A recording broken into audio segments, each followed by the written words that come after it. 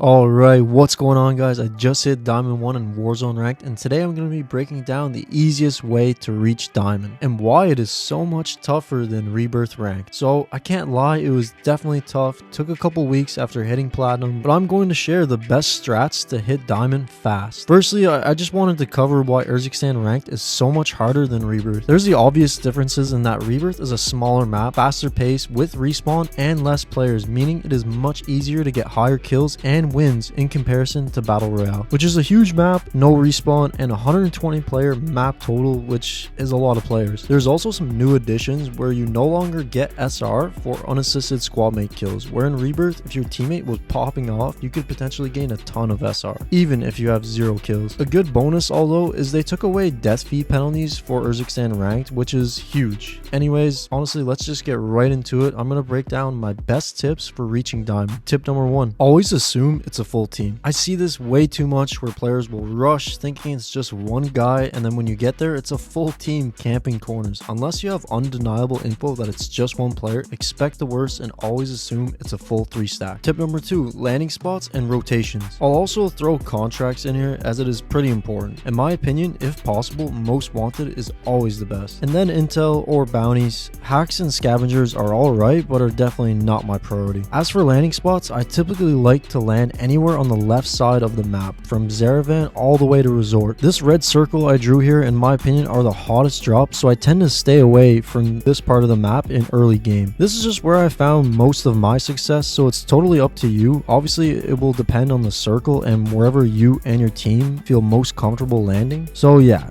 now let's dive into rotations. When it comes to rotating, it comes with a lot of practice and a lot of luck, but they say you have to be good to be lucky. Anyways, for rotating, always rotate fast and early. Think circle first and then power position. As soon as that next circle comes, you need to pull up that tac map and you and your team should ping a spot and move. Unless you believe you will also be in the next circle, then you can stay, but it all depends on where you're at. But if you are able to fly or drive an armored car to that next rotation, this is usually better than rotating on foot. When rotating, you have to be thinking endgame. It's totally okay to rotate early and camp that power position. It may feel slow, but the kills will come, I promise. Setting yourself up for top 5 is what's most important. Tip number 3, stack with silvers and golds. This one's mostly for the platinum players, but if you stack with silver and low rank golds and have them host, this is the best way to bypass the strict SBMM and get easier lobbies. Tip number 4, buybacks. If it's near the end game and you are solo, don't go for a buyback unless you are 100% sure it is possible. Toward end games, most buy stations are just chalked and it'll be nearly impossible to buy back or regain. Just play your life, try and get some kills and placement for your squad. It's always the best option, or potentially completing a most wanted contract if possible. Tip number 5, never take 50-50 gunfights. Don't be afraid to run away to live to see another circle. If you feel there is only a 50 to 60% chance your team is going to come out on top, just rotate, as it's probably not worth the risk unless you have to stay and fight. Tip number 6, don't be afraid to play the water, especially if you are last alive. Playing the water if in zone is a great play. Tip number 7, loadout. My best tip for loadout is to always get your 8 attachment XM4 gunfighter class first and just run with a ground loop PP or jackal until you can find a better SMG. Tip number 8, RDBs. Anytime, and I mean anytime you see an RDB around you, shoot it down, as teams can easily use this to third party or fly up on you unexpectedly. Tip number 9,